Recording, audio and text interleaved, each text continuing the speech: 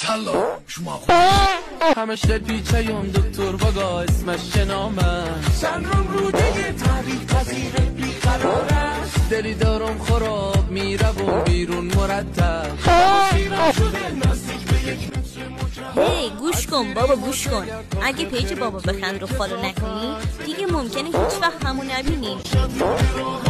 من بیمار شبادت میچم و روز بیقرار بشم قربون این اندام بشین بر روی پایم. غم دنیا رو بیخیال، غصه فردا رو بیخیال، استرس گرونی و قسطا و دردا رو بیخیال، لیسانس و بیخیال، قره عیال و بیخیال، مشکل روده داری بیا بزن ماست و خیال.